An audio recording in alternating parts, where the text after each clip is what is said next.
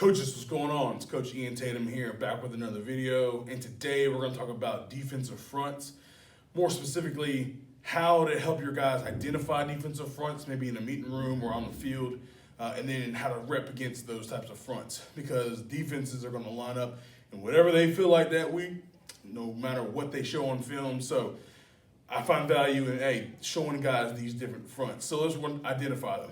But before we get into the video, I would really ask you guys, if this sounds good or you really like this type of content, make sure you hit the thumbs up. And that's what every content creator says, and I know most guys just skip through it, but it really does help us out. If you have subscribed, make sure you hit the notification bell so you get a notification every time we go live. And if you've not subscribed, make sure you do that. You're on the road to 1,000. I think we can hit that before March, which would be absolutely amazing. And then lastly but not least, I want more interaction. I'd love more interaction. So comment down below. Football's coming to an end, guys, especially the pro game. So this weekend, with the games coming on, with the championships, comment who you think is going to win. As a Ravens fan, obviously I have high hopes for my guys beating the Chiefs and going to the Super Bowl. So comment who you think is going to win this weekend, and then comment which front do you like to block the best, or if you're not an offensive line coach, which front do you prefer to go against? And if you're a defensive guy, which one do you like the better? So make sure you comment that below so I can interact, and I'll go down there and talk to you guys. And then give me any feedback. If this video sucks, let me know. If it's great, let me know with the thumbs up and telling me. So, defensive fronts. So there's two types of fronts that we kind of put into a category, even and odd. And even though those are the two, there are different, levels within those. So right now we're gonna go through. I'm gonna kind of put even on one side and odd on the other. And we're kind of gonna go through those different types of fronts. All right. So, real quick, we're just going to talk about even real quick. The two most popular or most common forms of even front are your over, where they put the three technique to the strength, or whatever they declare the strength, whether it be this H-back or the running back. They're going to put the three technique to their strength. And then you have the under, which is the same thing, but just flipped with the front. Okay, they're going to put the nose or the shade, one technique, two eye, whatever you call them, to the strength. Okay, so those are the two right there, even and under. Okay, you're gonna have in the under, you're gonna have this backside B gap bubble. Okay, you're going to have a front side A gap bubble. And in the under front, obviously you're gonna have a play side B gap and a backside A gap bubble. Now there are linebackers that are responsible for those bubbles, but in the first line of at the first line of defense, there is a bubble that most teams would like to attack. Okay, so as an offensive line guy, you want to try and run the ball into that bubble. So for me, without getting into too much scheme, when it's an over front, you can get a double team on this three technique all you want to, which is great. People do that, and I do that too. But running away from the strength and go and attack with counter away from the H. So having a double team here, going there, blocking back on a three, going and trapping here, and then running like a GH counter, and he's going there, okay? Attack the bubble is more space. This end is going to squeeze in this down block, and you can trap him a lot better. He's not going to try and spill you out, okay? Same thing right here. Run power to this side, okay? Okay, run to the bubble. Now, that's all about your philosophy as a play caller, but I thought I'd just put that on there real quick. You can go either way, which is the beauty of being an offensive guy. You can dictate to the defense what they're not going to dictate to you, you dictate to them. All right, so now we're going to jump into some variations of even. All right, the next version of this is when you move around, you don't have a 3-1 or 1-3. When you have two of the same type deal. So we have split, is what I call it, and we have 2-3 techniques, okay? 2-3 techniques, and then I call it buster. We have 2-1 techniques, or two guys in the A gap, okay? Obviously, you know that the best place to run on split will be A gap, even though these guys can be A gap or mugged up into the A gap, okay? But more of your dive runs in the A gap will be great against this. And then buster, obviously your B gap runs, which most plays that offensive line coach have to draw up are B gap plays, especially gap schemes. So these are two different variations of the even front that I would label into huddle, split and buster. Okay, and then the other one would be 2-2s where guards are covered. Okay, and I like to call that cowboy. I don't know why. I've always called it cowboy, but both the guards are covered with 2 head up 2 techniques, which I think is very tough, but it's not defensive talk. Okay, now from this, okay, I'm not talking about necessarily with linebackers. And I know there's a stacked, you'll call it stack. Okay, where the guards are stacked with the linebackers. Okay, you can do that as well. I'm not gonna get into that, but okay, you can call it. Okay, when the guards are covered, the linebackers call it stack as well.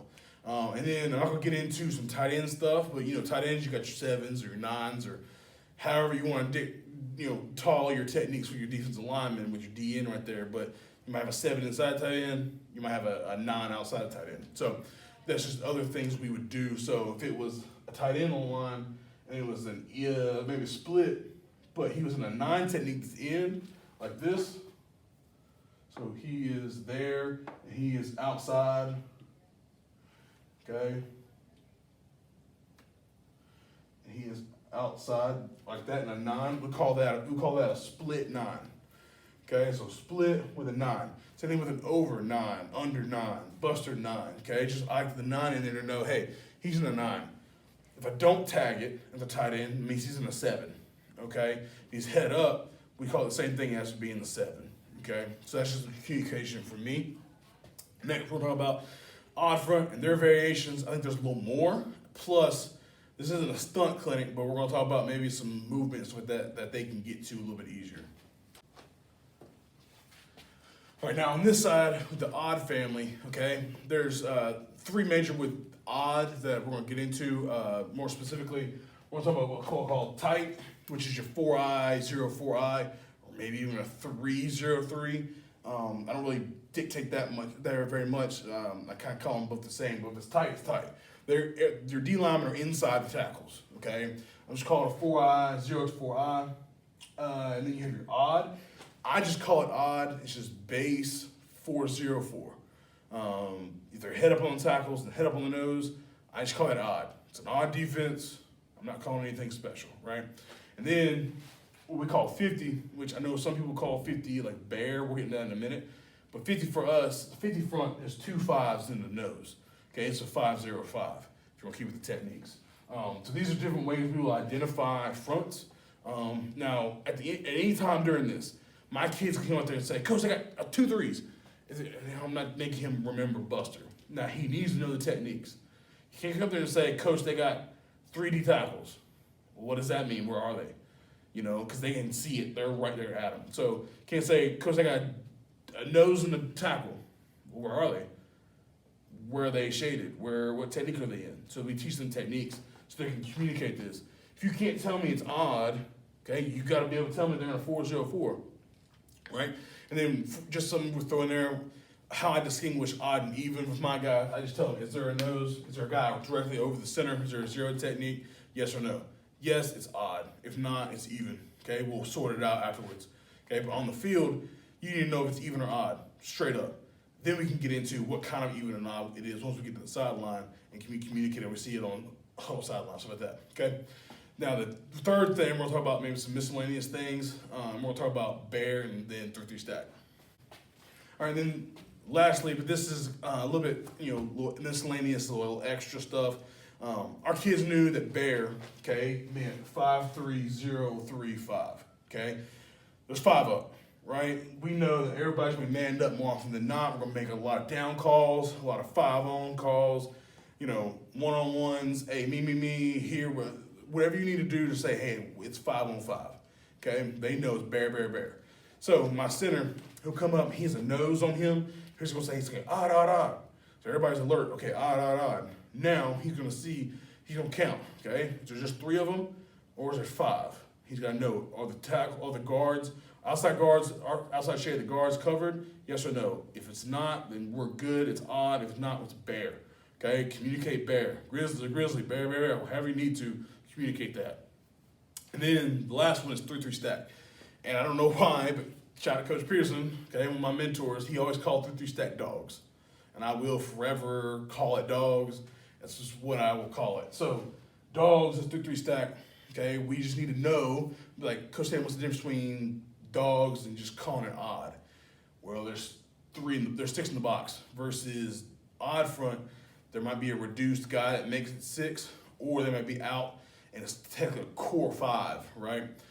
Well, this is a core 6, and we gotta know there's 3 linebackers, not just 2 of them. Okay, so with an odd, we know that there's gonna be 2 inside linebackers and outside backers.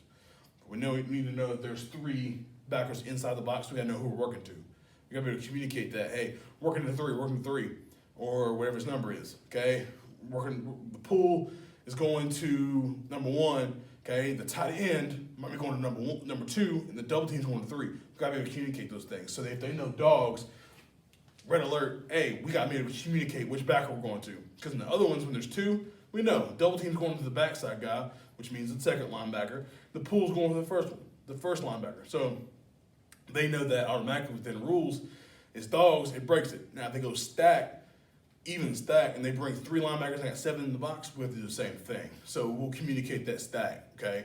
I just didn't draw it up for the even. But guys, this is different communication on how you can label your fronts. You don't have to do what we do, obviously. Just you gotta make sure if you're going through your fronts, I can include the backers sometimes in my fronts, it depends. Definitely when we go when it's stack and when it's dogs. But more often than not, they're gonna have 2 inside linebackers, right? If they get into a lot more 3, call it something. Like I said, stack, or call it trio, whatever you want to call it. Make sure that you guys know that, hey, these are gonna have 3 linebackers on this formation, or they're showing 3 linebackers in this look. They're showing 4 linebackers, like they're coming, like it's an 8-man box. Communicate that as well. If you found value in this video, make sure you hit a like button. Make sure you comment something. Hey, do you call your things like this? This is just something we do, right? And I'm sure a lot of people do it, but I'm not saying this is right. I'm not saying this is wrong. Do what you do. But I want to know, hey, how similar is what we do, what you do, right? So comment so I can interact with you guys. And if you made it this far, you might as well subscribe, right? Hey, do that for me. Make sure you turn on the notifications. And then last thing I'm gonna say, I'm not gonna be too drawn out. This Saturday, the 27th, all day long, from 8 a.m. to 8:30 p.m. Technically it's 9 because the speaker starts at 8:30. He goes for 30 minutes. So from 8 a.m. to 9 p.m., I am grinding with you guys, learning offensive line play with a freaking all-star lineup. I am super proud of the guys that have come on and have pledged to talk ball with us all day long. It is free. DM me for the information, the schedule, stuff like that. Guys are still joining to this day. My phone is blowing up making this video. Guys probably saying, hey, I can, hey, I can't. Let me know if you want to get in on this clinic. It is 100% free, 100% online, and 100% going to change your life. Not really, but it's going to help you out as an offensive line coach, I guarantee it. So hit me up and we'll get you locked in for that this Saturday. With that being said, hey, it's clinic season, but that doesn't mean we just bail out on the kids. Make sure you're doing right by your kids. Make sure your kids can communicate this and they actually can do this before you just throw it at them. And let's do right by the kids, man, and just love upon them and mentor them, man. I'm Coach Tatum, and I'll see y'all next video.